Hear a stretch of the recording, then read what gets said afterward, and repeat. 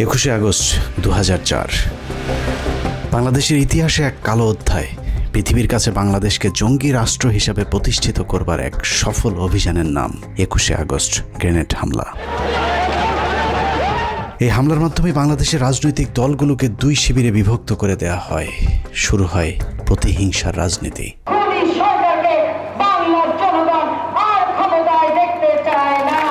বাংলাদেশের রাজনীতিতে বিভাজনের সীমারেখা টেনে দিয়ে কার লাভ আর কার ক্ষতি সেই হিসেব করলেই বেরিয়ে যাবে কারা ঘটিয়েছিল নৃশংসতম সেই হত্যাকাণ্ডের ঘটনা। 2004 সালের 21শে আগস্ট আওয়ামী লীগের জনসভায় গ্রেনেড হামলায় মোট 24 জন নিহত হয়। নিহতের পর বাংলাদেশের কিছু গণমাধ্যম এবং আওয়ামী লীগের অভিযোগ যদি সত্যি হয় তাহলে বিষয়টা ঠিক এরকম দাঁড়ায়। যখন আমি গাড়িতে উঠছি তখন গাড়িতে গুলি, ওরা কোনোভাবেই যাতে স্কেপ করতে না পারে। শেখ হাসিনা এবং কিছু গণমাধ্যমের বক্তব্য অনুযায়ী আওয়ামী লীগকে নেতৃত্ব শূন্য করতে চালানো হয়েছিল এই হামলা। হামলাকারীরা শেখ হাসিনাকে মারতে এতটাই বদ্ধপরিকর ছিল যে শেখ হাসিনা নিজেকে বাঁচানোর জন্য যখন দৌড়ে গাড়িতে উঠছিলেন তখনও তার উপর গুলি চালানো হয়েছিল, যেই গুলির দাগ তার ব্যবহৃত মার্সিডিজ গাড়িতে লেগে থাকার দাবিও করেছিল আওয়ামী লীগ। ভাগ্যক্রমে হাসিনাকে মারতে না পারলেও হাসিনার লোকজনের উপর চরম নির্যাতন চালানো হয়েছিল, এমনকি লাশ নিতেও নাকি বাধা দিয়েছিল তৎকালীন বিএনপি জামায়াত জোট সরকার। তারা ধর্মের কথা বলে অথচ আজকে লাশগুলি তারা দিচ্ছে না জানাজা পড়তে।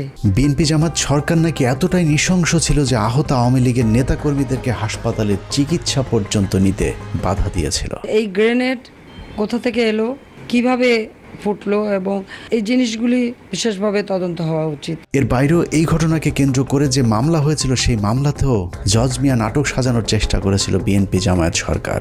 21শে আগস্টে গ্রেনেড হামলা ফুটেজ দেখাইছে, তুই যদি এইভাবে স্বীকারোক্তি না দেস, মার্ডার কেসের মামলা দেখায় তো আমরা খরচ পাই দেওয়া। এতক্ষণ ধরে 21শে আগস্ট গ্রেনেড হামলা নিয়ে যে বর্ণনা শুনছিলেন তা হলো আওয়ামী লীগ, প্রথম আলো, ডেইলি স্টার আর ফারজানা রূপাদের বয়ান। সম্প্রতি এই মামলার সবশেষ সিদ্ধান্ত অনুযায়ী তারেক রহমান, লুৎফুজ্জামান বাবর সহ বিএনপির সবাইকে অব্যাহতি দেওয়া হয়েছে। এখন প্রশ্ন হলো তাহলে এই হামলা কারা করেছিল? 15 মিনিটসের আজকের অনুসন্ধান এক এক করে প্রতিটি প্রশ্নের উত্তর খুঁজে বের করার চেষ্টা করবে। হামলার ঘটনা কারা ঘটিয়েছিল সেটা জানার আগে শেখ হাসিনা কিভাবে সেই হামলা থেকে বেঁচে গেলেন সেটা দেখা যাক। শুধু শেখ হাসিনা নয়, ওই হামলাতে আসলে আওয়ামী লীগের কোনো কেন্দ্রীয় নেতাই মারা যায়নি। এমনকি হামলার পরিকল্পনা এমনভাবেই করা হয়েছিল যাতে শেখ হাসিনার শরীরে ছোট্ট একটা আঘাতও না লাগে। ওনার ভিতরের কানে ইনজুরি হয়েছে, যার জন্য উনি এখন কানে কম শুনছেন। মূলত শেখ হাসিনা সহ কেন্দ্রীয় নেতাদের যে কিছু হবে না সেটা আগেই গ্যারান্টি দেওয়া হয়েছিল। তবে ওই হামলায় শুধু একজন কেন্দ্রীয় নেত্রীকে বলির পাঠা বানানো হয়েছিল, যার নাম আইভি রহমান। আইভি রহমানকে নিয়ে হাসপাতালে যখন এইরকম অবস্থা, এই জায়গা রক্তাক্ত, সেখানে পুলিশ লাঠিচার্জ করলো। আইভি রহমান সম্পর্কে দক্ষ অভিনেত্রী শেখ হাসিনা মাঝে মধ্যে যে মায়া কান্না করে থাকেন সেটা আসলে তার মনের কান্না নয়। মতিউর রহমান রেন্টু লিখেছেন, 1981 সালে শেখ হাসিনা দেশে ফেরার পর জিল্লুর রহমান তার স্ত্রী আইভি রহমানকে নিয়ে শেখ হাসিনাকে দেখতে গিয়েছিলেন। আইভিকে দেখেই তেলে বেগুনে জ্বলে উঠেছিলেন শেখ হাসিনা। হাসিনা আইভিকে উদ্দেশ্য করে বলেছিলেন, আমার মাকে একদিনও শান্তিতে থাকতে দেননি, এখন আবার কেন এসেছেন? এ সময় জিল্লুর রহমান চোখ টিপে আইভি রহমানকে চলে যেতে বললে আইভি রহমান সেখান থেকে সরে যান। মূল ঘটনা হলো শেখ হাসিনার মা ফজিলাতুন্নেসা আইভি রহমানের সাথে শেখ মুজিবকে সন্দেহ করতেন, যে বিষয়টি নিয়ে মাঝে মধ্যেই পরিবারে ঝগড়াঝাটিও হতো। কিন্তু এত কিছুর পরও শেখ মুজিবের সবসময় আইভি রহমানের প্রতি ছিল একটা বিশেষ ভালোবাসার দৃষ্টি। অনেকেই বলে থাকেন আইভি রহমানকে খুশি করতে 1969 সালে শেখ মুজিব যুব মহিলা লীগ নামে নতুন আওয়ামী লীগের শাখা প্রতিষ্ঠা করেছিলেন, যে কারণে আইভি রহমানের মতো আনাড়ি একজন রাজনীতিবিদকে প্রথম কমিটির অর্গানাইজিং সেক্রেটারি পদ দিয়ে নূরজাহান মোর্শেদদের মতো অভিজ্ঞ রাজনীতিবিদদের পাশে বসার সুযোগ করে দিয়েছিলেন, যে বিষয়টা ওই সময়ের অনেক রাজনীতিবিদদের চোখেই দৃষ্টিকটু মনে হয়েছিল। যে কারণে আইভি রহমানের মৃত্যুতে পৈশাচিক আনন্দ উপভোগ করেছিলেন শেখ হাসিনা। কত নিখুঁতভাবে ভয়ঙ্কর এই হামলার ছক সাজানো হয়েছিল সেটা পরিষ্কার করতে আওয়ামী লীগ এবং শেখ হাসিনার ওই দিনের কয়েকটি কর্মকাণ্ড দেখলেই সবকিছু পরিষ্কার হয়ে যাবে। সন্ধ্যের তালিকায় প্রথমে মুক্তাঙ্গন থেকে সমাবেশের জায়গা পরিবর্তন। মুক্তাঙ্গনের যেই জায়গায় সমাবেশ ডাকা হয়েছিল তার দুদিকে খোলা রাস্তা, একদিকে জিপিও, অদূরে সচিবালয় অবস্থিত।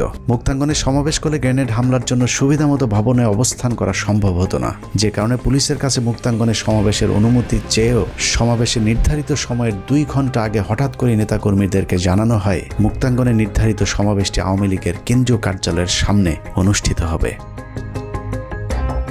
প্রশ্ন আসতে পারে, আওয়ামী লীগ তো আগেই জানতো মুক্তাঙ্গনের আশপাশে কোনো বড় ভবন নেই, তাহলে তারা কেন আগে থেকে দলীয় কার্যালয়ের সামনে সমাবেশ করার অনুমতি চায়নি? এর কারণ পুলিশ যদি আগে থেকেই জানতো যে আওয়ামী লীগ কার্যালয়ের সামনেই সমাবেশ অনুষ্ঠিত হবে, তাহলে তারা পর্যাপ্ত নিরাপত্তার ব্যবস্থা করতে পারত। কিন্তু পুলিশ যতক্ষণে দেখল নেতাকর্মীরা সবাই মুক্তাঙ্গন খালি করে দলীয় কার্যালয়ের দিকে ছুটে যাচ্ছেন, ততক্ষণে শতভাগ নিরাপত্তা নিশ্চিত করার সময় শেষ হয়ে যায়।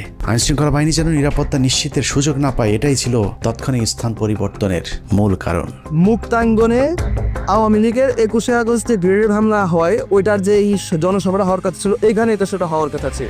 আগস্ট থেকে এক প্লাটুন ফোর্স মোতায়েন ছিল সকাল 9টা থেকে, যাতে এখানে কোনো ধরনের সাবভার্সিভ কোনো কাজ কারবার কেউ করতে না পারে, কোনো নিরাপত্তা বিঘ্নিত ঘটাতে না পারে, এই জন্য সিকিউর করা ছিল পুরোটাই। ওনারা কাউকে না জানিয়ে, পুলিশকে না জানিয়ে চেঞ্জ করলো, তখন তো ধরেন একটা উল্টাপাল্টা কিছু একটা হয়ে গেল। সেটা আসলে ওনাদের দায়িত্ব ছিল আমাদেরকে জানা। আওয়ামী লীগের ওই দিনের জনসভায় এরকম আরও অনেক অস্বাভাবিক ঘটনা ঘটেছে, যা সচরাচর আওয়ামী লীগের সমাবেশগুলোতে দেখা যায় না। যেমন শেখ হাসিনা প্রধান অতিথি হিসেবে পূর্ব নির্ধারিত এরকম একটি সমাবেশ কখনোই ট্রাকের উপর দাঁড়িয়ে ভাষণ দেননি। সাধারণত তাৎক্ষণিক কোনো সভা সমাবেশের ক্ষেত্রে বা শেষ মুহূর্তে অনুমতি পাওয়া সমাবেশগুলোতে মঞ্চ হিসেবে ট্রাক ব্যবহার করা হয়, কিন্তু 4 দিন আগে অনুমতি পাওয়া সমাবেশে কেন ট্রাকের ব্যবহার করা হলো সেটাও রহস্যজনক প্রশ্নের তালিকায় রাখতে হবে। বিভ্রান্তি তৈরি করতে আওয়ামী লীগ অনেক সময় দাবি করে থাকে তাদেরকে সমাবেশের অনুমতি না দেওয়ার কারণেই নাকি শেষ মুহূর্তে ট্রাকের উপর মঞ্চ তৈরি করতে বাধ্য হয়েছিল, কিন্তু আমাদের অনুসন্ধান বলছে অন্য কথা। একটি গোয়েন্দা সংস্থা থেকে পাওয়া নথিতে দেখা যায় 2004 সালের 21শে আগস্টের 4 দিন আগে 17ই আগস্ট পুলিশের কাছে আওয়ামী লীগের উপদপ্তর সম্পাদক ওহিদুল ইসলাম স্বাক্ষরিত একটি আবেদন করা হয়েছিল। আবেদনে জিপিওর পার্শ্বস্থ মুক্তাঙ্গনের সমাবেশের জন্য জায়গা চাওয়া হলে পুলিশের তৎকালীন ডিসি পূর্ব সেই আবেদনটি মঞ্জুর করেন। শেষ মুহূর্তে সমাবেশে অনুমতি পাবার যে দাবি আওয়ামী লীগ করে থাকে, সেটাও যদি সত্যি হয়, তাহলেও আওয়ামী লীগ যে স্থানে অনুমতি চেয়েছে সেখানেই সমাবেশ করার কথা, কিন্তু শেষ মুহূর্তে এসে আওয়ামী লীগ মুক্তাঙ্গনের পরিবর্তে কেন্দ্রীয় কার্যালয়ের সামনে সমাবেশ কেন করলো, সে উত্তর খুঁজে বের করতে হবে। সেদিন আওয়ামী লীগ কেন কার পরামর্শে স্থান পরিবর্তন করেছিলেন তার উত্তর খুঁজে বের করতে পারলে 21শে আগস্ট হামলার অনেক রহস্য পরিষ্কার হয়ে যাবে। সমাবেশের আরেকটি অস্বাভাবিক ঘটনা হলো শেখ হাসিনার বক্তব্যের সময় ঘেঁষাঘেঁষি করে তার আশপাশের নেতাদের দাঁড়ানোর ধরন। আওয়ামী লীগের বেশ কয়েকজন কেন্দ্রীয় নেতা শেখ হাসিনাকে এমনভাবে ঘিরে ধরেছিলেন যেন কোনো একটি হামলা থেকে বাঁচানোর জন্যই চেষ্টা করা হচ্ছিল তাকে। সূত্র জানিয়েছে বক্তব্য শুরুর আগে শেখ হাসিনাই নাকি সবাইকে ডেকে ডেকে তার পাশে এসে বসার অনুরোধ করছিলেন। একই বিষয়ে আওয়ামী লীগের তৎকালীন প্রেসিডিয়াম সদস্য মহিউদ্দিন খান আলমগীর তার জবানবন্দিতেও উল্লেখ করেছেন। অথচ সাধারণত সভা সমাবেশগুলোতে শেখ হাসিনার সাথে কেন্দ্রীয় নেতাদের কিছুটা দূরত্ব বজায় রেখে দাঁড়াতে দেখা যায়। সাধারণত শেখ হাসিনা প্রধান অতিথি হিসেবে বক্তব্যের শুরুতে সব সময় তার পূর্বপুরুষের ইতিহাস সহ 15ই আগস্ট এমনকি 4 জাতীয় নেতার হত্যাকাণ্ডের সব ইতিহাস তুলে ধরে স্বজন হারানোর কি ব্যথা তা বোঝানোর চেষ্টা করে থাকেন। কিন্তু 21শে আগস্ট সমাবেশে শেখ হাসিনার বক্তব্যটি ছিল স্মরণকালের সবচেয়ে সংক্ষিপ্ত একটি বক্তব্য। 18 থেকে 20 মিনিটের একটি বক্তব্য পেশ করার আগে শেখ হাসিনা যে ভাষণ দিয়েছিলেন তা ছিল খুবই অগোছালো এবং তার শারীরিক ভাষা দেখে মনে হচ্ছিল কিছু একটার জন্য তিনি অপেক্ষা করছিলেন। মজার বিষয় হলো গ্রেনেড হামলাকারী এতটাই হাসিনার প্রতি অনুগত যে গ্রেনেড ছুঁড়ে মারার আগে শেখ হাসিনার পুরো বক্তব্য শেষ করার সুযোগ দিয়েছিলেন। অথচ সাধারণত এই ধরনের হামলাগুলো বক্তব্যের মাঝামাঝি ঘটে থাকে। শেখ হাসিনার বক্তব্যের পর যে হামলা চালানো হলো তার আঘাতে প্রাণ গেল 24 জনের, অথচ কি অবাক, একজন কেন্দ্রীয় নেতাও মারা যায়নি এত বড় হামলার ঘটনায়। প্রশিক্ষণপ্রাপ্ত হামলাকারী প্রায় ডজনখানি গ্রেনেড ছুঁড়ে মারলেও একটি গ্রেনেডও তার ট্রাকের উপরে ছুটতে পারেননি। পুলিশের তদন্তে মোট 11টি বিস্ফোরণের চিত্র দেখানো হয়েছে। আমাদের হাতে আসা পুলিশের আঁকা সেই ম্যাপে দেখা যায় সমাবেশে ব্যবহৃত ঢাকা মেট্রো ট 11-30-98 নম্বরের ট্রাকটির আশেপাশে মোট 11টি বিস্ফোরণের ঘটনা ঘটেছিল। পুলিশের ওই প্রতিবেদনের প্রতিটি জায়গায় যতবার গ্রেনেড শব্দটি লেখা হয়েছে ততবার গ্রেনেডের পাশে বোমা শব্দটি ব্যবহার করা হয়েছে। গ্রেনেড শব্দটি লিখতে গিয়ে কেন বারবার তদন্ত সংস্থাগুলো বোমা শব্দটি ব্যবহার করেছেন সেটা একটু দেখা যাক। 21শে আগস্টকে গ্রেনেড হামলা বলা হলেও এটা শুধুই গ্রেনেড হামলা কিনা সেটা নিয়ে প্রশ্ন রয়েছে গোয়েন্দাদের। হতে পারে এটা ছিল শক্তিশালী গ্রেনেড হামলা, আবার হতে পারে বোমা এবং গ্রেনেড 2 ধরনের বিস্ফোরক ব্যবহৃত হয়েছিল। তবে সবচেয়ে বেশি যেটা হতে পারে সেটা হলো 11টি বিস্ফোরকের মধ্যে 4টি ছিল শব্দ বোমা আর বাকি 7টি ছিল গ্রেনেড অথবা শক্তিশালী বোমার বিস্ফোরণ।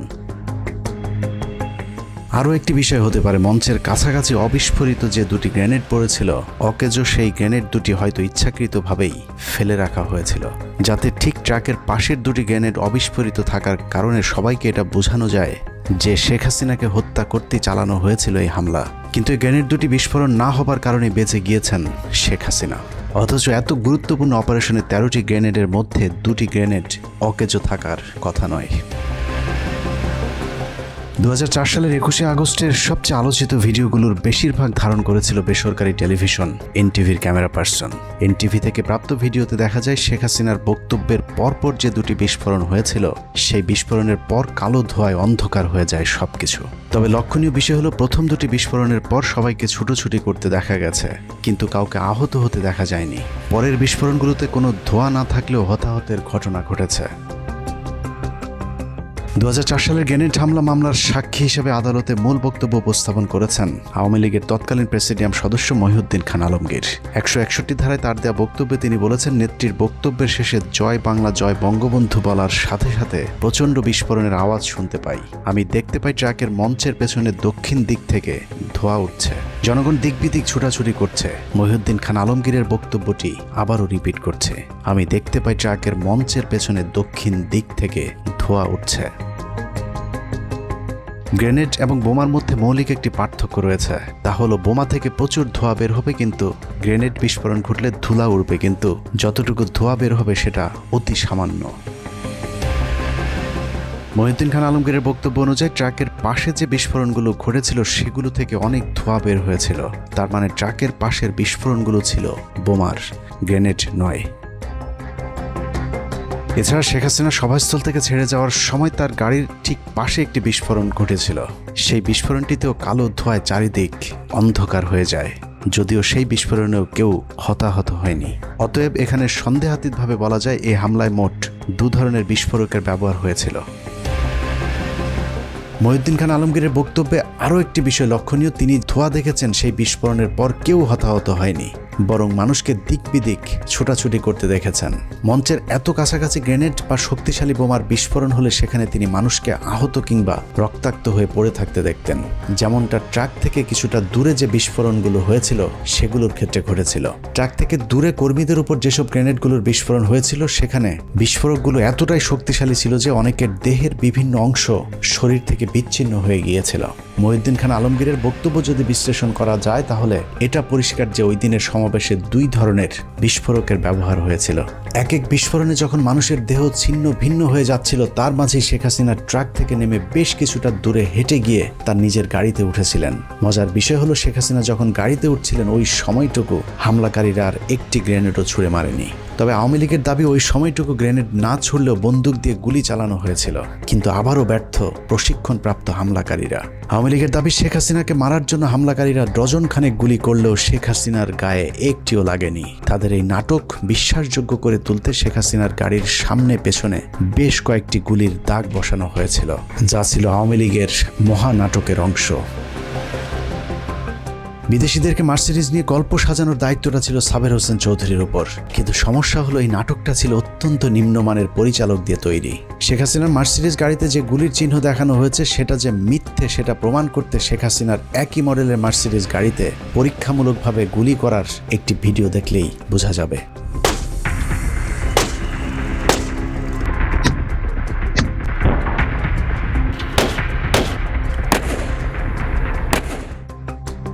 মার্সিডিজ গাড়ির ফিচার অনুযায়ী মার্সিডিজের বুলেট প্রুফ গাড়িতে গুলি করলে 9 মিলিমিটারের ছোট গুলি হলে গ্লাস থেকে পড়ে যাবে, আর যদি গুলির সাইজ 9 মিলিমিটারের চেয়ে বড় হয় সেক্ষেত্রে গুলি গ্লাসের ভেতরে ঢুকে বেঁকে থাকবে। এছাড়া মার্সিডিজ গাড়িতে যদি গুলি করা হয় তাহলে যেখানে গুলি লাগবে তার চারপাশে গ্লাস খোলা হয়ে যাবে। কিন্তু শেখ হাসিনার গাড়িতে গুলির যে দাগ দেখানো হয়েছে সেটা স্পষ্টভাবেই বোঝা যাচ্ছে যে ড্রিল মেশিন দিয়ে গুলির চিহ্ন বোঝানোর চেষ্টা করা হয়েছে। শেখ হাসিনার গাড়িতে যে কোনো গুলি লাগেনি সেটার আরও প্রমাণ রয়েছে।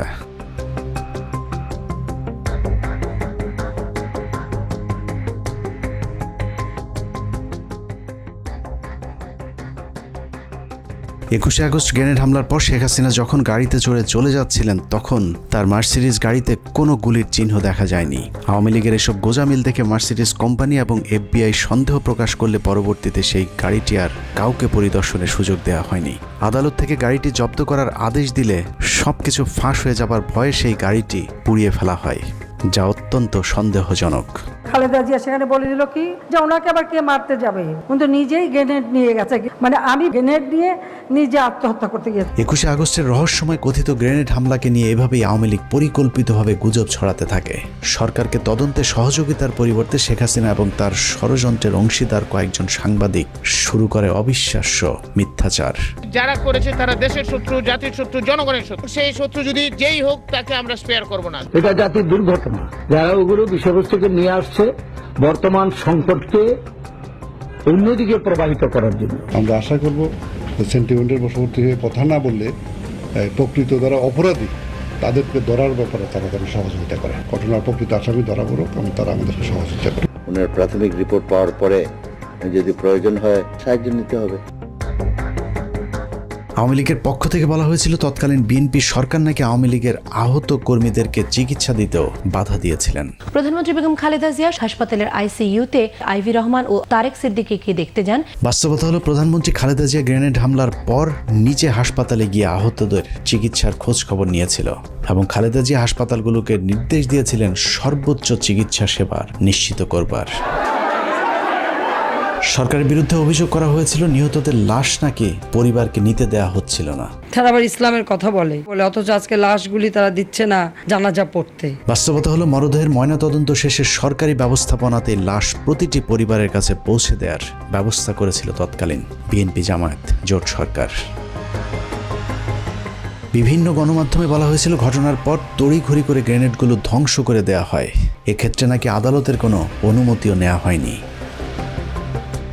মজার বিষয় হলো নির্বোধ এসব সাংবাদিকদের এতটুকু জ্ঞান নেই যে এ ধরনের বিপজ্জনক বিস্ফোরক ধ্বংসে কখনোই আদালতের আদেশের জন্য অপেক্ষা করতে হয় না। যে কোনো ধরনের বিস্ফোরক দ্রব্য পাওয়া গেলে আইনশৃঙ্খলা বাহিনীর প্রথম কাজ হলো তার নমুনা সংগ্রহ করে দ্রুত সেটা ধ্বংস করে ফেলা। এই ঘটনার ক্ষেত্রে একই কাজ করা হয়েছিল।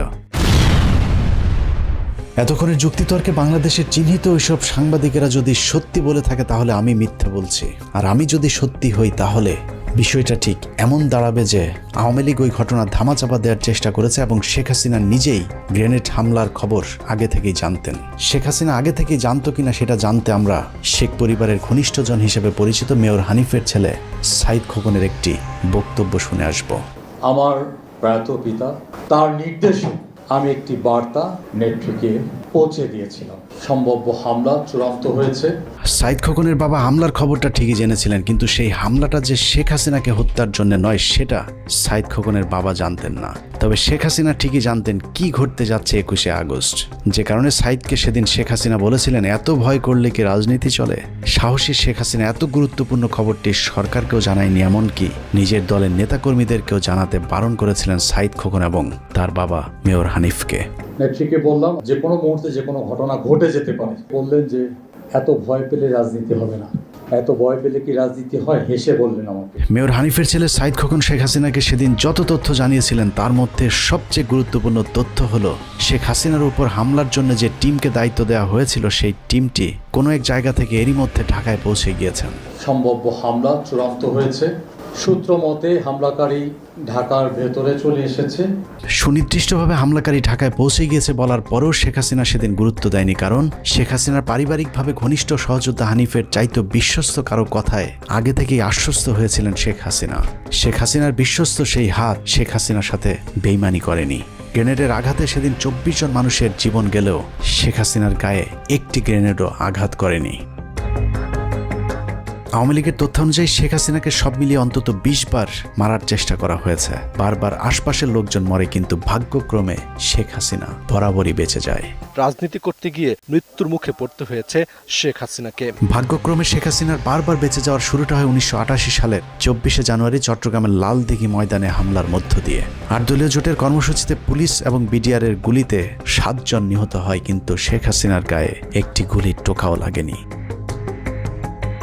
111 সরকারের সময় শেখ সেলিমকে জিজ্ঞাসাবাদ করলে শেখ সেলিম স্বীকার করেন নিজের জনপ্রিয়তা বৃদ্ধি করতে এরশাদের সাথে গোপন ষড়যন্ত্র করেছিলেন শেখ হাসিনা। 1986 সালে শেখ হাসিনার নির্বাচনে অংশগ্রহণ থেকে শুরু করে 1990 সাল পর্যন্ত এরশাদের সাথে শেখ হাসিনার বিভিন্ন গোপন ষড়যন্ত্র ফাঁস করে দেন শেখ সেলিম। কিন্তু আমাদেরকে হিসাব দিয়েছেন 2 কোটি টাকা।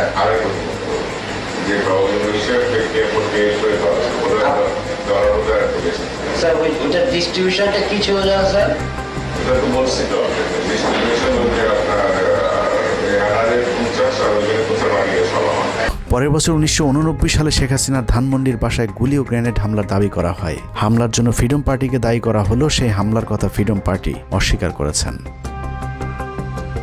1991 সালের একটি উপনির্বাচনে ঢাকার গ্রিন রোডের পরিবার পরিকল্পনা কেন্দ্রে ভোট দিতে গেলে তার উপর সন্ত্রাসীরা গুলি চালায়।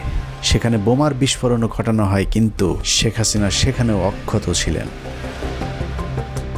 1994 সালের 20 সেপ্টেম্বর ঈশ্বরদী রেল স্টেশনে শেখ হাসিনাকে বহনকারী রেলগাড়িতে কথিত গুলির ঘটনা ঘটে, সেখানেও শেখ হাসিনাকে মারতে পারেনি হামলাকারীরা। 1995 সালের 7 ডিসেম্বর রাসেল স্কোয়ারের পাশে সমাবেশে ভাষণ দেওয়ার সময় আরেক দফা গুলি এবং বোমার ঘটনা ঘটে, কিন্তু শেখ হাসিনার ড্যাশও ছিঁড়তে পারেনি হামলাকারীরা। 2003 সালে যে স্থানে গ্রেনেড হামলা চালানো হয়েছিল, একই স্থানে 1996 সালের 7 মার্চ উপলক্ষে সমাবেশে শেখ হাসিনার বক্তৃতার ঠিক পরপর মাইক্রোবাস থেকে বোমা এবং এলোপাতারি গুলি চালানো হয়েছিল। এতে 20 জন আহত হয়, কিন্তু শেখ হাসিনার আশপাশে যারা ছিলেন তাদের আশপাশেও গুলি কিংবা বোমার চিহ্নও যায়নি। 1997 সালে প্রধানমন্ত্রী শেখ হাসিনা ও তার পুত্র কন্যা সহ 31 জনকে হত্যার জন্য পুরস্কার ঘোষণা করে ইমেল পাঠিয়েছিলেন শোয়েব চৌধুরী নামে জনৈক এক ব্যবসায়ী। সেই ঘটনাকেও শেখ হাসিনাকে একটি হত্যা চেষ্টা বলে গণনা করে থাকেন আওয়ামী লীগ, যে বিষয়টি নিয়ে এখনও রাজনীতির আলোচনায় হাস্যরসের খোরাক যোগায়। 2000 সালের 23 জুলাই গোপালগঞ্জের কোটালীপাড়ায় জনসভাস্থলের কাছে 76 কেজি ওজনের বোমা পুঁতে রাখার গল্প সাজানো হয়েছিল। একই রকম বোমা পুঁতে রাখার গল্প 2001 সালের 29 মে খুলনার রূপসাতেও সাজানো হয়েছিল। এসব বোমা পুঁতে রাখার গল্প তৎকালীন প্রধানমন্ত্রী শেখ হাসিনার আইন শৃঙ্খলা বাহিনী ছাড়া আর কেউই বাস্তবে দেখার সুযোগ পায়নি। বোমা পুঁতে রেখে যখন তেমন সহানুভূতি পাওয়া যাচ্ছিল না, তখন 2001 সালের 25 সেপ্টেম্বর নির্বাচনের ঠিক আগের একটি জনসভায় সমাবেশস্থলের পাশের একটি বাড়িতে বোমার বিস্ফোরণ ঘটানো হয়। সেই ঘটনায় 2 জন নিরীহ মানুষের মৃত্যু হয়। এরপর 2002 সালের 4 মার্চ নওগাঁ, 2002 সালের সাতক্ষীরায় পরপর দুবার 2004, 2007, 11, 2014 এবং 2015 সালে শেখ হাসিনাকে মারার গাঁজাখুরি গল্প সাজিয়ে নিজেকে জনপ্রিয় করবার চেষ্টা চালায় শেখ হাসিনা। তবে বারবার চেষ্টা চালালেও শেখ হাসিনার সেই বিশ্বস্ত হামলাকারীরা যে তার কোনো ক্ষতি করবে না, সেই বিশ্বাস তার বরাবরই ছিল। যে কারণে সাইদ খোকনকে হাসিনা নির্ভয়ে বলেছিলেন, ভয় পাবার কিছু নেই। বললেন যে এত ভয় পেলে রাজনীতি হবে না, এত ভয় পেলে কি রাজনীতি হয়, হেসে বললেন আমাকে। অভয় দেয়া হলেও শেখ হাসিনার সেই রক্তের হোলি খেলায় প্রাণ গিয়েছিল 24 জনের। কিন্তু হামলাকারীদেরকে এমনভাবে প্রশিক্ষণ দেওয়া হয়েছিল যেন শেখ হাসিনার বিন্দু মাত্র কোনো ক্ষতি না হয়, যে বিষয়টি তৎকালীন গোয়েন্দা সংস্থার কর্মকর্তাদের তদন্তেও উঠে এসেছিল। 164 বলছে যে একটা গ্রিনেড যাতে ইয়েতে না পড়ে, মঞ্চে না পড়ে, মঞ্চে মানে ওই ট্রাকে না পড়ে।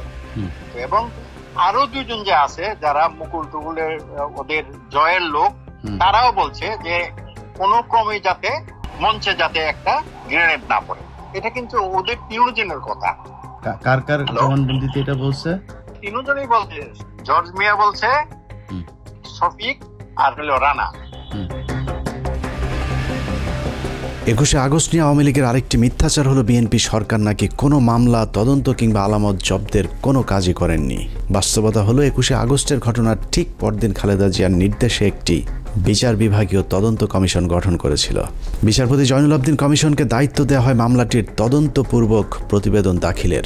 1 মাস 10 দিনের অক্লান্ত পরিশ্রমে 162 পৃষ্ঠার যে প্রতিবেদন জয়নুল আবেদিন জমা দিয়েছিলেন, সেটি যদি ঠিকঠাক মতো অনুসরণ করা হয় তাহলে 21 আগস্ট গ্রেনেড হামলার মূল ঘটনা বেরিয়ে আসবে। দীর্ঘ সেই প্রতিবেদনের একটি পর্যায়ে বলা হয়েছে, কমিশনের সংগৃহীত তথ্য প্রমাণ সন্দেহাতীতভাবে ইঙ্গিত করে 2004 সালের 21 আগস্টের ভয়াবহ গ্রেনেড হামলার পেছনে একটি শক্তিশালী বিদেশি গোয়েন্দা সংস্থা জড়িত ছিল। শক্তিশালী বিদেশি গোয়েন্দা সংস্থার নাম আসতে ভারত আন্দাজ করতে পারে কি ঘটতে যাচ্ছে। তারপরেই শুরু হয় বিচারপতি জয়নুল আবদিনের উপর ভারতের অব্যাহত চাপ। দেশপ্রেমিক একজন বিচারকের দুর্নীতির মিথ্যা অভিযোগ, জীবনের হুমকি থেকে শুরু করে এমন কোনো মানসিক চাপ নেই যা তার বিরুদ্ধে প্রয়োগ করা হয়নি। ভারতের অব্যাহত চাপের পরেও 21শে আগস্ট নিয়ে স্বচ্ছ তদন্ত চলতে থাকায় সব গোমর ফাঁস হয়ে যাবার আশঙ্কা দেখা দেয়, আর তাতেই প্রথম আলোকে মাঠে নামায় ভারতকে বাঁচানোর সেই লড়াইয়ে প্রথম আলো যা করেছে তার প্রতিটি পদক্ষেপ ছিল ভয়ঙ্কর দেশবিরোধী। 21শে আগস্ট গ্রেনেড হামলা মামলার তদন্ত যেন কোনোভাবেই সঠিক পথে এগোতে না পারে, সেজন্য প্রথম আলো তাদের পরীক্ষিত জঙ্গি বিশেষজ্ঞ সাংবাদিক টিপু সুলতান এবং মহিউদ্দিনদেরকে মাঠে নামায়। 21শে আগস্টের তদন্তকে প্রশ্নবিদ্ধ করতে প্রথম আলো মোহাম্মদ জালাল আহমেদ ওরফে জজ মিয়াকে ট্রাম্প কার্ড হিসেবে ব্যবহার করেছে। সেই ট্রাম্প কার্ডই বাংলাদেশকে হারিয়ে জয়ী হয়েছে প্রথম আলো, আওয়ামী লীগ এবং তাদের ত্রাণকর্তা ভারত। প্রথম আলোর ওই ট্রাম্প কার্ডের উপর ভর করে বিএনপি, জামায়াত এবং সর্বোপরি বাংলাদেশের আলেম সমাজের উপরেই গেল 15 বছর ধরে চলেছে নির্মম জুলুম, নির্যাতনার গণহত্যা। একটা গণমাধ্যম চাইলে কত ধ্বংসযজ্ঞ চালাতে পারে তার নিকৃষ্ট উদাহরণ 21শে আগস্টের গ্রেনেড হামলা নিয়ে প্রথম আলো যে খেলা করেছে সেটি। নিষ্ঠুর সেই খেলায় 19 জন নিষ্পাপ মানুষের ফাঁসি, 19 জনের যাবজ্জীবন। তৎকালীন স্বরাষ্ট্র প্রতিমন্ত্রী লুৎফুজ্জামান বাবর, তারেক রহমান, আব্দুল সালাম পিন্টু সহ গোয়েন্দা কর্মকর্তা মেজর জেনারেল রেজ্জাকুল হায়দার এবং মেজর জেনারেল আব্দুর রহিমকে নির্মম নির্যাতন করা হয়েছে। এর মধ্যে মেজর জেনারেল আব্দুর রহিমকে জেলখানায় হত্যার অভিযোগ করেছে তার পরিবার। আইসিইউতে ওনার ভেন্টিলেটর মেশিনে অক্সিজেন সাপ্লাই 2 বার বন্ধ করা হয় এবং আমি মনে করি ওনাকে পরিকল্পিতভাবে হত্যা করা হয়েছিল, কারণ উনি রিকভারি করছিলেন। এবং এটার কারণ হিসেবে আমার যেটা মনে হয়, উনি দেশের গোয়েন্দা সংস্থার প্রধান ছিলেন। বাকিদের জীবন থেকেও কেড়ে নেওয়া হয়েছে স্বর্ণালী 15টি বছর। প্রথম আলো কিভাবে এই ধ্বংসযজ্ঞ চালিয়েছে সেটা চলুন একটু দেখা যাক। অনুসন্ধানের এই অংশটুকু অত্যন্ত গুরুত্বপূর্ণ। অনুসন্ধানের এই অংশটুকু মনোযোগ দিয়ে দেখলেই প্রথম আলোর সব ষড়যন্ত্রের মুখোশ উন্মোচিত হয়ে যাবে। আপনারা এতদিন ধরে যে জজ মিয়া নাটকের কথা শুনেছেন সেটা আসলে সত্যিকারের ঘটনা। অন্যদিকে জজ মিয়াকে নিয়ে আসল নাটক সাজিয়েছে প্রথম আলো, যেটাকে আমরা এতদিন সত্যিকারের ঘটনা মনে করেছে। জজ মিয়া আসলে কে, জজ মিয়া নাটক কে সাজিয়েছিল, সেই নাটকের সব চরিত্রের মুখোশ উন্মোচন করতে পারলেই 21শে আগস্ট গ্রেনেড হামলার সব রহস্য পানির মতো পরিষ্কার হয়ে যাবে। আমাদের প্রায় 6 মাসের অনুসন্ধানে বিভিন্ন রাজনীতিবিদ, প্রশাসন, সেনা, পুলিশ, গোয়েন্দা সংস্থার বর্তমান এবং তৎকালীন সময়কার যে কজনের সাথে কথা হয়েছে সকলেই একটি বিষয়ে একমত, 21শে আগস্ট গ্রেনেড হামলার মাস্টার মাইন্ড ভারতীয় গোয়েন্দা সংস্থা র, এবং তাদের হামলার মূল উদ্দেশ্য ছিল বিএনপিকে জঙ্গি দল এবং বাংলাদেশকে জঙ্গি রাষ্ট্র হিসাবে পৃথিবীর কাছে তুলে ধরা। আর আওয়ামী লীগের উদ্দেশ্য ছিল দেশকে অস্থিতিশীল করে তারপর সরকারের পতন ঘটিয়ে ক্ষমতায় যাওয়া। ভারত এবং আওয়ামী লীগের সেই চক্রান্তের প্রথম থেকে শেষ পর্যন্ত প্রথম আলো তাদের ঘনিষ্ঠ সহযোগী হিসেবে কাজ করেছে। 21শে আগস্টের পরদিন প্রথম আলো প্রথম পৃষ্ঠার একটি খবর ছিল জঙ্গি একাধিক সংগঠন গোয়েন্দাদের সন্দেহ তালিকার শীর্ষে। অথচ শুরুর দিকে কোনো ইসলামী দল কিংবা মাদ্রাসার আলেমদেরকে আটক তো দূরের কথা, কোনো গোয়েন্দা সংস্থাও এ ঘটনার সঙ্গে জঙ্গিদেরকে সন্দেহই করেনি। তবে চিহ্নিত 3 জন অপরাধীকে গ্রেফতার করেছিল আইনশৃঙ্খলা বাহিনী, যাদের বিরুদ্ধে 21শে আগস্ট গ্রেনেড হামলার জড়িত থাকার সুনির্দিষ্ট প্রমাণ পেয়েছিল তারা। আর তাতেই ভিত নড়ে ওঠে আওয়ামী লীগ এবং ভারতের। ভারত বুঝে গিয়েছিল এই তদন্ত যদি সঠিক পথে চলতে থাকে তাহলে সব পরিকল্পনা ভেস্তে যাবে, যে কারণে সর্বশক্তি নিয়ে মাঠে নামানো হয় প্রথম আলোকে। শুরু হয় বিগ বাজেটের এক ভয়ঙ্কর নাটক তৈরির কাজ। দায় এড়াতে সাজানো হয়েছিল জজ মিয়া নাটক। জজ মিয়া কাহিনী তৈরি করে বিএনপি ক্ষতিগ্রস্ত হয়েছে। জজ মিয়া নাটক সাজিয়েছে জেলা গোয়েন্দা পুলিশ। বানোয়াট রাজসাক্ষী জজ মিয়া নাটক হতবাক করে দেশবাসীকেও। এতদিন ধরে আপনারা যে জজ মিয়ার নাটক দেখেছেন সেই নাটকের আজ দেখবেন শেষ পর্ব। 2019 সালের 3রা নভেম্বর প্রথম আলোতে প্রকাশ হওয়া যেভাবে ফাঁস হলো জজ মিয়া গল্প শিরোনামের সংবাদের সূত্র ধরে হাঁটলে আমরা প্রথম আলোর নাটকের মূল পরিচালক, প্রযোজক এবং কুশলীদের আসল রূপ দেখতে পাবো। পত্রিকাটি সেই সংবাদে লিখেছে, বিএনপি জামায়াত জোট সরকারের আমলে 2004 সালের 21শে আগস্ট তৎকালীন বিরোধী দলীয় নেতা ও বর্তমান প্রধানমন্ত্রী শেখ হাসিনাকে হত্যার লক্ষ্যে তার সমাবেশে গ্রেনেড হামলা করা হয়। ভয়াবহ ওই ঘটনায় তদন্ত ভিন্ন খাতে নেয়ার প্রক্রিয়া শুরু করা হয় প্রথম থেকেই। প্রথমেই গ্রেফতার করা হয় শৈবাল সাহা পার্থ নামের এক তরুণকে। কদিন পর মগবাজার এলাকায় সাবেক ওয়ার্ড কাউন্সিলর ও আওয়ামী লীগ নেতা মোখলেসুর রহমানকে। তাদের ফাঁসাতে না পেরে পরের বছর 2005 সালের 9 জুন নোয়াখালীর সেনবাগ থেকে ধরে আনা হয় জজ মিয়া নামের আরেক যুবককে। স্বীকারোক্তিতে জজ মিয়া বলেছিলেন তিনি আগে কখনো গ্রেনেড দেখেননি, গ্রেনেড ও বোমার মধ্যে পার্থক্য কি সেটাও তিনি জানেন না। 5,000 টাকার বিনিময়ে বড় ভাইদের নির্দেশে তিনি অন্যদের সঙ্গে গ্রেনেড হামলায় অংশ নেন। ওই বড় ভাইরা হচ্ছেন শীর্ষ সন্ত্রাসী সুব্রত বাইন, জয়, মোল্লা মাসুদ, মুকুল প্রমুখ। এতক্ষণ পত্রিকার যে লাইনগুলো পড়লাম সেটা প্রথম আলোর বিশ্বাস হয়নি। কেন বিশ্বাস হয়নি সেটা পরে যাচ্ছে, কিন্তু প্রথম আলোর বিশ্বাস না হওয়াতে পত্রিকাটি কি করেছিল সেটা একটু দেখে আসি চলুন। ওই সংবাদের পরের অংশে প্রথম আলো লিখেছে, এই জবানবন্দি বিশ্বাসযোগ্যতা নিয়ে প্রশ্ন তুলে 29শে জুন প্রথম আলোয় দুটি সংবাদ ছাপা হয়। একটির শিরোনাম ছিল এই গল্পের গাঁথুনি দুর্বল, স্বীকারোক্তিতে 7 অসঙ্গতি। অপরটি শিরোনাম সেই জজ মিয়া তারকা সন্ত্রাসী। সঙ্গে ছাপানো হয়েছিল শিশির ভট্টাচার্যের সেই বিখ্যাত কার্টুন। আষাঢ় মাস জমেছে, আষাঢ়ে গল্পের আসর। তবে সিআইডি সাজানো ছকেই তদন্ত এগিয়ে নিয়ে যেতে থাকে। 2006 সালের আগস্টে এই নাটকের পেছনের ঘটনা ফাঁস করে দেয় জজ মিয়ার ছোট বোন খুরশেদা বেগম। তিনি প্রথম আলোকে বলেন, জজ মিয়াকে গ্রেপ্তারের পর থেকে সিআইডি তার পরিবারকে মাসে মাসে ভরণ পোষণে টাকা দিয়ে এসেছে। জজ মিয়াকে গ্রেনেড হামলা মামলায় রাজসাক্ষী করতে সিআইডির প্রস্তাবের কথাও ফাঁস করে দেন তিনি। 2006 সালের 21শে আগস্ট প্রথম আলোয় জজ মিয়ার পরিবারকে টাকা দেয় সিআইডি শিরোনামে শীর্ষ প্রতিবেদন ছাপা হয়। এরপর জোট সরকার আর জজ মিয়া গল্প নিয়ে এগোতে পারেনি। প্রথম আলোর এই সংবাদটির তথ্যানুযায়ী 2005 সালের 9 জুন মোহাম্মদ জালাল আহমেদ ওরফে জজ মিয়া আটকের পর মোট 3টি সংবাদ ছাপা হয়।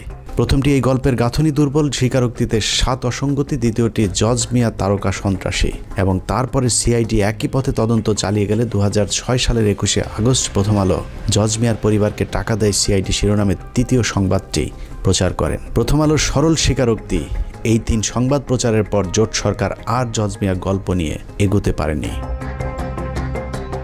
অর্থাৎ প্রথম আলো নিজেই স্বীকার করেছে তাদের কারণে জোট সরকার সেই তদন্ত আর এগিয়ে নিয়ে যেতে পারেনি। অনুসন্ধানের এতটুকু করে থেমে গেলে আপনার মনে হবে প্রথম আলোর অনুসন্ধানী সাংবাদিকতার কারণেই পুলিশ আর জজ মিয়াকে নিয়ে তাদের নাটক পরিপূর্ণ করতে পারেনি। কিন্তু ঘটনাটা পুরোই উল্টো। নাটকটা আসলে তৎকালীন বিএনপি জামায়াত জোট সরকার করেনি, নাটকটা করেছিল প্রথম আলোর মতিউর রহমান এবং তার গুজব বাহিনী। জজ মিয়ার ব্যাপারে অনুসন্ধানে নেমে প্রথমেই আমরা খুঁজে বের করি সিআইডি তৎকালীন বিশেষ পুলিশ সুপার রুহুল আমিনকে। 21শে আগস্ট গ্রেনেড হামলার এই মামলার সাথে আপনি সম্পৃক্ত ছিলেন। আমার একটা জিজ্ঞাসা ছিল যে এই মামলাতে এই যে জজ মিয়া যে নাটকটা বলা হয়েছিল ওই সময়ে, যে জজ মিয়া নাটক, এই জজ মিয়া নাটকটা আসলে আপনারা কেন সাজালেন? এটা কেন করতে হলো? এটা শুরু করলো প্রথম আলো, কি জানি নাম সুন্দর মতো একটা সাংবাদিক, বুঝছেন, টিপু সুলতান, টাকা দেয়, এটা করে সেটা করে, টাকা দেয়, মান্থলি দেয়, এটা দেওয়া শুরু করলো। প্রথম আলো যেরকম মিথ্যা শিরোনাম দিয়ে সংবাদ ছাপায়, এরকম পুলিশের বিরুদ্ধে নিরীহ মানুষকে ফাঁসানোর অভিযোগও কম নয়। সে কারণেই আমরা রুহুল আমিনের কথা বিশ্বাস না করে নিজেদের মতো করে অনুসন্ধান শুরু করি। তবে আমাদের সন্দেহের তীরটা শুরু থেকেই ছিল প্রথম আলোর দিকে। প্রথম আলোর বিগ বাজেটের নাটকের প্রথম স্ক্রিপ্ট লেখা হয় 2005 সালে জজ মিয়া আটকের 20 দিন পর 29শে জুন। প্রথম আলোর সেই জজ মিয়া তারকা সন্ত্রাসী শিরোনামের সংবাদে কারো কোনো উদ্ধৃতি না দিয়ে পত্রিকাটি মন গড়াভাবে লিখেছে, গ্রেনেড কি জিনিস জীবনেও দেখেননি জজ মিয়া। ম্যাজিস্ট্রেটের কাছে স্বীকারোক্তিমূলক জবানবন্দি দিতে গিয়ে নিজেই বলেছেন, বোমা ও গ্রেনেডের মধ্যে পার্থক্য কি তিনি জানেন না। থানা পুলিশ বলেছে জজ মিয়া নিরপরাধ মানুষ, তার নামে থানায় কোনো মামলা নেই। প্রথম আলো ঘোষিত জীবনে কোনোদিন গ্রেনেড না দেখা নিরীহ নিষ্পাপ মামলা মোকদ্দমা মুক্ত জজ মিয়া সম্পর্কে আমাদের অনুসন্ধানে অন্তত 5টি মামলার সন্ধান পেয়েছি আমরা। সূত্রাপুর থানায় ছিনতাইয়ের ঘটনায় অস্ত্র বিস্ফোরক দ্রব্য আইনের মামলায় 7 বছর সশ্রম সাজা হয়েছিল জজ মিয়ার। বিশেষ ট্রাইব্যুনালের মামলা নম্বর 736991। তেজগাঁ থানার 22 নম্বর মামলাটি জজ মিয়ার বিরুদ্ধে 2001 সালের 2রা সেপ্টেম্বর দায়ের করা হয়েছিল। সেই মামলায় 385, 324, 326 এবং 307 ধারার মতো ভয়ঙ্কর সব অভিযোগ আনা হয়েছিল প্রথম আলোর নিরীহ নিষ্পাপ জজ মিয়ার বিরুদ্ধে। 2 মাস পর 2001 সালের নভেম্বরের 30 তারিখে মগবাজার টাঙ্গাইল হোটেলে বাবুল হত্যা মামলার আসামি হন জজ মিয়া। রমনা থানার 1 নম্বর মামলাটি 302, 34 ধারায় দায়ের করা হয়েছিল। 21শে আগস্ট গ্রেনেড হামলার কয়েক মাস আগে রাজধানীতে তার বিরুদ্ধে আরেকটি হত্যা মামলা হয়। গুলশান থানার রহমত হত্যা মামলার অন্যতম আসামি জজ মিয়া। প্রথম আলোর সাংবাদিকেরা এসব মামলাগুলোর সজ্ঞানে আড়াল করার পাশাপাশি জজ মিয়ার 164 ধারায় জবানবন্দিটাও গোপন করার চেষ্টা করেছেন। জজ মিয়া তার জবানবন্দিতে আরেকটি মামলার কথা স্বীকার করেছেন। সেখানে তিনি বলেছেন, তিনি টিকাটুলি অফিসার হলের পেছনে মেসে থাকতেন। সেখানে থাকাকালীন পুলিশ তাকে মেসের চৌকির নিচ থেকে বোমা ও অস্ত্র সহ গ্রেফতার করেছিলেন। সেই মামলায় তার 7 বছর জেল হয়েছিল। 2 বছর পর তার বাবা মা তাকে জেল থেকে জামিনে মুক্ত করান। প্রথম আলোর এত বিগ বাজেটের নাটকের শুটিংয়ের আগে জজ মিয়ার চার্জশিটটাও পড়ে দেখার সময় পায়নি প্রথম আলোর জঙ্গি বিশেষজ্ঞ সাংবাদিকেরা। লম্বা সময় আর প্রথম আলোর মতো বিগ বাজেট নিয়ে অনুসন্ধান করলে জজ মিয়ার বিরুদ্ধে আরও মামলার খোঁজ পাওয়া সম্ভব। কারণ জজ মিয়ার আসল নাম মোহাম্মদ জালাল আহমেদ হলেও এক এক জায়গায় তিনি এক এক নাম ব্যবহার করতেন। অতএব তার ভিন্ন ভিন্ন নামে আরও অনেক মামলা থাকার সম্ভাবনা রয়েছে। সবশেষ তিনি যে বিয়ে করেছেন সেখানেও নিজের নাম পরিবর্তনের কথা স্বীকার করেছেন ওই সাংবাদিকের কাছে। জজ মিয়া নামটাও তার আসল নাম নয়, আসল নাম মোহাম্মদ জালাল আহমেদ। তেজগাঁ এলাকায় খোঁজ নিয়ে জানা যায় 1996 থেকে 2001 সালে আওয়ামী লীগ শাসন আমলে ঢাকা শহরে যে কজন উঠতি সন্ত্রাসী পরিচিতি পেয়েছিল তার মধ্যে মোহাম্মদ জালাল আহমেদ ওরফে জজ মিয়া অন্যতম। নাখালপাড়া নুরানি মসজিদের আশপাশের মহল্লায় জজ মিয়া যে রায় দিত তার সে রায় নাকি কার্যকর হয়ে যেত, যে কারণে মোহাম্মদ জালাল আহমেদ বাংলা সিনেমার মতো নিজের নাম পাল্টে জজ মিয়া রাখেন। তারপর থেকে হয়ে ওঠেন ভয়ঙ্কর এক সন্ত্রাসী। এত ভয়ঙ্কর একজন সন্ত্রাসীকে প্রথম আলো কিভাবে নিরীহ নিষ্পাপ বানালো এবার চলুন সেটা দেখা যাক। জজ মিয়ার মূল পেশা ছিল হত্যা, ছিনতাই, দখল, চাঁদাবাজি। ভাড়াটে খুনি হিসেবে ওই সময়ের শীর্ষ সন্ত্রাসীদের কাছে মোহাম্মদ জালাল আহমেদ ওরফে জজ মিয়ার বিশেষ কদর ছিল। যদিও প্রথম আলোর শিখিয়ে দেওয়া সাক্ষাৎকারে জজ মিয়া নিজেকে সিডি ব্যবসায়ী হিসেবে পরিচয় দিয়েছিলেন। আমি সিডি ক্যাসেটের ব্যবসা করি, ছবি পোস্টারের ব্যবসা করি, দোকান আমার বঙ্গবন্ধু এভিনিউ অপোজিট। প্রথম আলোর সিডি বিক্রেতা জজ মিয়া যমুনা টিভিতে গিয়ে কিভাবে ফল বিক্রেতা হয়ে যায় এবার সেটা দেখা যাক। 2018 সালের 10 অক্টোবর যমুনা টিভির এক সাংবাদিককে দেয়া সাক্ষাৎকারে প্রথম আলোর সিডি বিক্রেতা জজ মিয়া নিজেকে ফল বিক্রেতা হিসেবে পরিচয় দেন। জজ মিয়ার আদালতে দেওয়া জবানবন্দিতে আবার নিজেকে গাড়ির চালক হিসেবে পরিচয় দিয়েছেন। গাড়ি চালক জজ মিয়া ওরফে প্রথম আলোর সিডি বিক্রেতা যমুনা টিভিতে গিয়ে যেভাবে পেশা পাল্টে ফল বিক্রেতা হয়েছেন, একইভাবে প্রথম আলোতে গিয়ে সিআইডি জজ মিয়ার পরিবারকে টাকা দেওয়ার দাবি করলেও যমুনা টিভিতে গিয়ে তিনি বলেছেন আওয়ামী লীগের নেতারাই তাকে আর্থিক সহায়তা দিত। এছাড়া যমুনা টিভিকে দেওয়া সাক্ষাৎকারে জজ মিয়া বলেন, বর্তমান সরকারের পক্ষ থেকেও আমাকে অনেক আশ্বাস দেওয়া হয়, একাধিক মন্ত্রী আমাকে চাকরি দেওয়ার আশ্বাস দেন। সবশেষ মাস 6 আগে এক মন্ত্রীর সঙ্গে দেখা করি, তিনি বলেন গ্রেনেড হামলা মামলার রায়ের পর তিনি তার দফতরে চাকরি দেবেন। কাল যেহেতু রায়, দেখি কি হয়। সংবাদের পরের অংশে জজ মিয়া আরও বলেন, অনেকেই আমাকে অনেক ধরনের আশ্বাস দিয়েছিলেন, কিন্তু 13-14 বছরে কোনো আশ্বাস বাস্তবায়ন হয়নি। তাই আমাকে এখন রেন্টে কারের একটি ভাঙাচোরা গাড়ি চালাতে হয়। সরকারের কাছে প্রত্যাশা আমার যেন পুনর্বাসন করা হয়। যমুনা টিভির সাংবাদিককে দেওয়া সাক্ষাৎকারে সরকারের কাছে জজ মিয়ার যে আবদার, সেই আবদারের পেছনে রয়েছে দীর্ঘদিনের এক নিবিড় সম্পর্ক। সেই সম্পর্ক কতটা গভীর সেটা দেখতে আবারও কিছুক্ষণের জন্য 2003 সালে যেতে হবে। 2003 সালে 29 অক্টোবর বেশ কিছু অস্ত্র মজুদ থাকার তথ্য আসে গোয়েন্দা সংস্থার কাছে। সেই তথ্যের ভিত্তিতে কুড়িল বস্তিতে বিশেষ অভিযান চালায় যৌথ বাহিনী। সেই অভিযানে সন্ত্রাসীদের সাথে প্রায় ঘণ্টাখানেক ব্যাপক গোলাগুলির শেষে আহত অবস্থায় রুবেল এবং মানিক নামে 2 সন্ত্রাসীকে আটক করে পুলিশ। তবে সেখান থেকে পালিয়ে যায় নুরুল, লিঙ্কন, মুকুল এবং জাহাঙ্গীর নামে আরও 4 সন্ত্রাসী। 2003 সালে কুড়িলে কিন্তু যেটা বলা হয় 20টা গ্রেনেড, তারপরে 4-5টা অ্যাসল্ট রাইফেল বা AK-47 ব্যবহার করা হয়েছিল 21 আগস্টে, সেই একই পরিমাণে মানে 4টা অ্যাসল্ট রাইফেল, একটা সাবমেশিন গান, 20টা গ্রেনেড, কয়েকটা রিভলভার, এগুলো কিন্তু তারও 9 মাস আগে 2009 সালের 29 নভেম্বর তারিখে পুলিশের একটা অপারেশনে কুড়িল বস্তিতে এক জায়গায় পাওয়া যায়। সেখানে 2 জনকে, রুবেল এবং মানিককে ধরা হয়, যারা কিন্তু পরবর্তীতে 21 আগস্ট গ্রেনেড হামলার সময় কাস্টডিতে ছিল, বাট ধরা যায় নাই 4 জনকে। তারা হচ্ছে জাহাঙ্গীর, নুরু, মুকুল এবং লিঙ্কন। 2003 সালে তারা ধরা পড়ে নাই। কুড়িলের ওই ঘটনা গোয়েন্দাদেরকে চরমভাবে আতঙ্কিত করে তোলে, কারণ আটক রুবেল এবং মানিকের স্বীকারোক্তি অনুযায়ী তুলির পরশ নামে একটি হিন্দু ব্যক্তির দোকান থেকে AK-47 রিভলভার, গান পাউডার, টাইম বোমার সাথে উদ্ধার করা হয়েছিল 20টি গ্রেনেড। তার চেয়েও ভয়ঙ্কর তথ্য হলো রুবেল ও মানিক গোয়েন্দাদের কাছে স্বীকার করেছিলেন দেশে বড় ধরনের হামলা চালাতে ভারত থেকে আসা অস্ত্রের মজুত করা হচ্ছে। সে অস্ত্র দিয়ে কি ধরনের হামলা চালানো হবে তা সঠিকভাবে জানাতে না পারলেও ভারতীয় গোয়েন্দা সংস্থার সাথে আওয়ামী লীগ নেতা এবং তৎকালীন শীর্ষ সন্ত্রাসী জয়ের কলকাতায় একটি গোপন বৈঠকের খবর নিশ্চিত করেছিলেন রুবেল এবং মানিক। দেখেন যোগসূত্রটা কি, এই জিনিসটা কিন্তু পরবর্তীতে কখনো দেখা হয় নাই যে একই পরিমাণে গ্রেনেড, একই পরিমাণে অস্ত্র তার 9 মাস আগে পাওয়া গেছিল এক জায়গায়, এবং যারা হচ্ছে রাস্তার লেভেলের সন্ত্রাসী, যাদের হচ্ছে আওয়ামী লীগের যে বড় সন্ত্রাসী তাদের লোক, তাদের কাছে পাওয়া গেছিল এই জিনিসগুলো আওয়ামী লীগের লোকজন, আওয়ামী লীগের সন্ত্রাসীদের হাতে। তো পরবর্তীতে ১/১১ সরকার বা হাসিনা সরকার যখনই তদন্ত করছে, তারা কিন্তু এই জায়গাটাতে লিঙ্ক করার চেষ্টা করেন। এবার লিঙ্ক করাটা জরুরি, বিকজ মুকুল এবং জাহাঙ্গীর এই দুইজনকে তো ধরা গেছিল, নুরু এবং লিঙ্কনকে ধরা যায় নাই 2004 সালে যখন তদন্ত শুরু হয়। ইতিহাসে প্রথমবারের মতো সন্ত্রাসীদের হাতে এ ধরনের হ্যান্ড গ্রেনেড উদ্ধারের পর গোয়েন্দাদেরকে গভীরভাবে ভাবিয়ে তোলে, যে কারণে আইনশৃঙ্খলা বাহিনী সর্বোচ্চ সতর্ক অবস্থানে চলে যায়। এরপর থেকে দেশে যে কোনো কর্মসূচির উপর বিশেষ নজরদারি শুরু করে গোয়েন্দা সংস্থাগুলো। 2003 সালের শেষ দিকে কুড়িলের ঘটনার পর 2004 সালের শুরুতে আওয়ামী লীগের তৎকালীন সাধারণ সম্পাদক 2004 সালের 30 এপ্রিলের মধ্যে বিএনপি জামাত জোট সরকারকে ক্ষমতাচ্যুত করতে বিশেষ ট্রাম্প কার্ড খেলার ঘোষণা দিয়েছিলেন। জলিলের সেই ঘোষণার পর থেকেই দেশের রাজনীতিতে চরম উত্তেজনা বিরাজ করছিল। কিন্তু 30 এপ্রিল মানিক মিয়া অ্যাভিনিউতে প্রশিকার 3 দিনব্যাপী কর্মসূচি ছাড়া আওয়ামী লীগ কোনো কর্মসূচি দেয়নি, যে কারণে গোয়েন্দারা প্রশিকার সেই কর্মসূচি ঘিরেই ব্যাপক কঠোর অবস্থানে গেলে সেদিন আর জলিলের সেই ট্রাম্প কার্ড কাজে লাগেনি। 2007 সাল পর্যন্ত আওয়ামী লীগের সেই ট্রাম্প কার্ড সম্পর্কে সবাই অন্ধকারে ছিল। 1/11 সরকারের সময় জলিলকে আটকের পর জিজ্ঞাসাবাদ করলে জলিল জানায়, প্রশিকার ওই কর্মসূচিকে কেন্দ্র করে 10 লাখ মানুষ ঢাকায় আনার পরিকল্পনা ছিল আওয়ামী লীগের।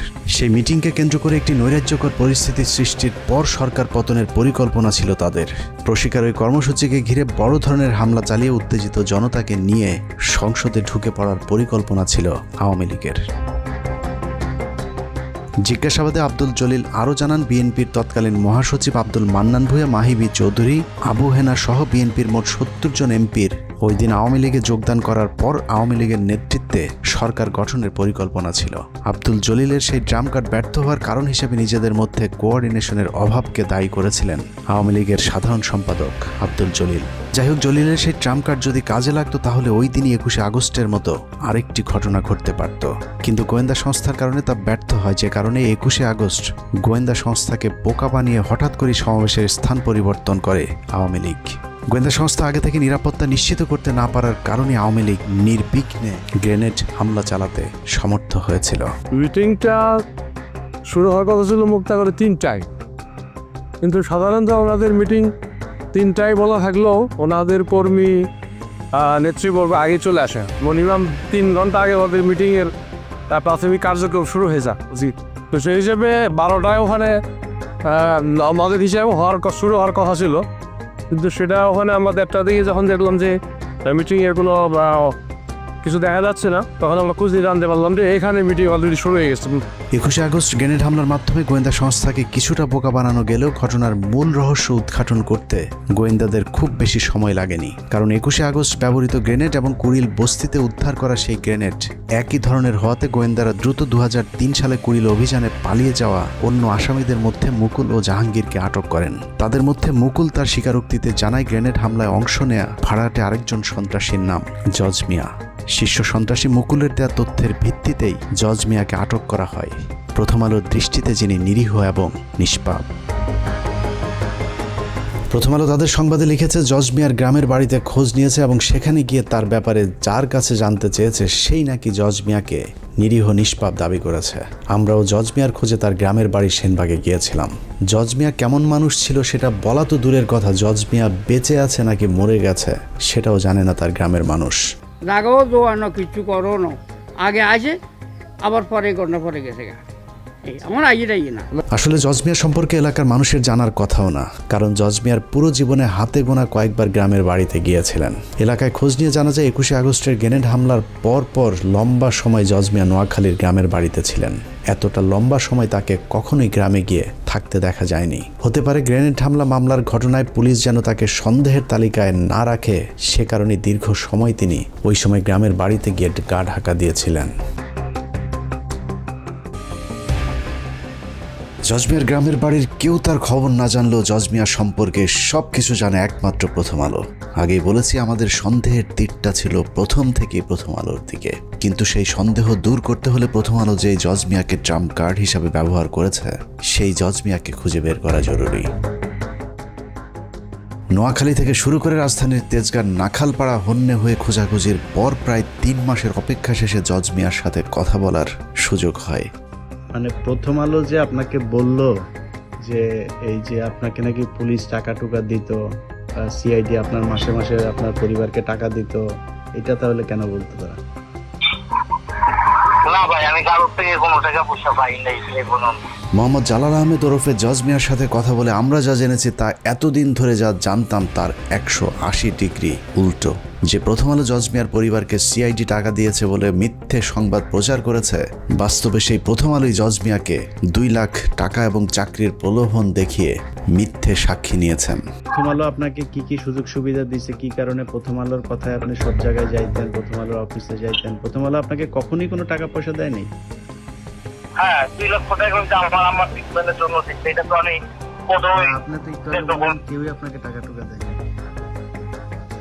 ওটা তো হয় নাই ভাই। তারপর মনে করেন আমি আরো টাকা ঋণ করে মনে করেন এই 2 লাখ টাকার অনুদান যে আপনাকে কে দিছে? এটা টিপু ভাই। টিপু? হ্যাঁ, টিপু সুলতান। মানে না, সেগুলি জানি। আমি একটা কর্মস্থানের ব্যবস্থা করে দেন, পরে বলছে ঠিক আছে দেখি আমরা একটা তাৎক্ষণিক ব্যবস্থা করে দেবো। প্রথম আলোর সাংবাদিক টিপু সুলতানই জজ মিয়াকে বিভিন্ন সাংবাদিকদের সাথে ইন্টারভিউ করে দেওয়ার ব্যবস্থা করতেন। ওইসব সাংবাদিকদের সাথে কি বলতে হবে সেটাও ঠিক করে দিতেন প্রথম আলোর জঙ্গি বিশেষজ্ঞ সাংবাদিক টিপু সুলতান। প্রথম আলোতে এমনিতে কে আপনার সাথে যোগাযোগ করতো? প্রথম আলো আমি তার সাথে যোগাযোগ করতাম, আর কারোর সাথে, আর কারো কাছে আমার কেউ টিপু ভাইয়ের সাথে অন্য সাংবাদিকের লোকে ইয়া করে দিত, তারা আমার সাক্ষাৎকার নিত। মানে টিপু ভাই আপনাকে সবার সাথে সাক্ষাৎ করাই দিত, তাই তো? হ্যাঁ হ্যাঁ, অন্য সাংবাদিকের লোকে ইয়া করে দিত যে তুমি তার সাক্ষাৎকার তারা নিত। মানে উনি ওইভাবে বলে দিত যে কি কি বলবেন বা কিভাবে দিবেন, এরকম, তাই তো? হ্যাঁ হ্যাঁ। জজ মিয়াকে তার নিজের মামলার বিষয়ে প্রশ্ন করা হলে প্রথমে অস্বীকার করলেও পরে মামলার কথা আমাদের কাছে স্বীকার করেছেন। প্রথম আলো কি জানতো না যে আপনার নামে যে মামলা ছিল তখনও থানায়? না, আমার নামে তখনও থানায় কোনো মামলা ছিল না। আমার দেশে এখনো আমার নামে না। ওই যে আপনি যেই মামলাতে 2 বছর জেল খাটলেন, ওই মামলাটা কি তখন ছিল না আগে? ওটা ছিল আগে, ঠিক আছে। পরে ওই মামলা আমি হাইকোর্টের পরে ইয়া করছি, ওটা জামিন লয়ে পরে এটা খালাস করছি। আর ওই যে তেজগাঁ থানার মামলা, ওইটা ওই গুলশান থানার মামলাটা, ওই হত্যা মামলাটা, ওটা তো ভাই আমার নামে তারপর মামলা তারা ইয়া করতেছেন। এখন একটা মামলা করে না করাই তাহলে তো এটা বিশ্বাস গ্রহণ হইব না।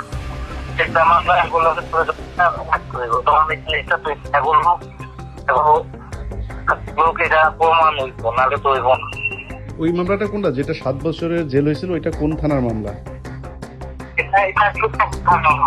এভাবেই চিহ্নিত একজন সন্ত্রাসীকে নিরীহ নিষ্পাপ বানিয়ে দেশের ইতিহাসে ন্যাক্কারজনক একটি ঘটনার তদন্তকে প্রশ্নবিদ্ধ করেছে প্রথম আলো। কেন, কার স্বার্থে প্রথম আলো এই ভয়ঙ্কর নাটক সাজিয়েছিল তার জবাব তাদেরকে দিতে হবে। দ্রুত 21শে আগস্ট মামলার পুনঃতদন্ত শুরু করে জজ মিয়া এবং প্রথম আলোর যেসব সাংবাদিক এই দেশবিরোধী ভয়ঙ্কর চক্রান্তের সাথে জড়িত তাদেরকে গ্রেফতার করে আইনের আওতায় আনতে হবে। আমরা প্রথম আলো বন্ধ করতে চাই না। সাংবাদিকতার নামে যারা হাজার হাজার মানুষের জীবন নিয়ে খেলেছে তাদের বিচার চাই এবং সেটা করতে হবে। বিএনপি সরকার বেগম খালেদার নেতৃত্বে তার এই ঘটনার কোনো তদন্ত করতে দেয়নি, বিচার তো দূরের কথা, বরং তারা এই ঘটনাকে উল্টো মুখে প্রচার চালিয়ে এই সব দায় আওয়ামী লীগের উপরে দেওয়ার চেষ্টা করেছিল। শুধু আওয়ামী লীগ না, একই সঙ্গে আমাদের প্রতিবেশী ভারতকে জড়ানোর চেষ্টা করা হয়েছে। এতক্ষণ অনুসন্ধানে যা দেখানো হলো, চলুন কিছুক্ষণের জন্য তা ভুলে যাই। মনে করুন প্রথম আলোর সাংবাদিকেরা জজ মিয়ার পরিবারকে কিছুই শিখিয়ে দেয়নি। জজ মিয়ার বোন এবং মা যা বলেছেন প্রথম আলো হুবহু সেটাই তুলে ধরেছেন এবং সেই সংবাদের উপর বিশ্বাস করেই আদালত জজ মিয়াকে মামলা থেকে অব্যাহতি দিয়েছেন। গল্পটা যদি এখানেই শেষ হয়ে যেত তাহলে সমস্যা ছিল না, কিন্তু এই গল্পের পরের অংশ চরম নিষ্ঠুর, অমানবিক। প্রথম আলোর উদ্দেশ্য শুধুই জজ মিয়াকে ছাড়িয়ে আনা নয়, তাদের উদ্দেশ্য ছিল ভারতকে বাঁচানো আর জিয়া পরিবার সহ বিএনপির শীর্ষ নেতাদের জঙ্গি বানিয়ে তাদেরকে ফাঁসিতে ঝুলানো। জজ মিয়াদেরকে বাঁচানোর পর শুরু হয় ইতিহাসের জঘন্যতম মিথ্যাচার। বিএনপিকে নিশ্চিহ্ন করে দেওয়ার সে অভিযানে প্রথম আলো অনেক দূরে গিয়ে গিয়েছিল। একের পর এক প্রথম আলো সংবাদ ছেপেছে আর সরকার প্রথম আলোর ইচ্ছে মতোই তদন্ত করে বিচারিক হত্যাকাণ্ডের পথ সুগম করেছে।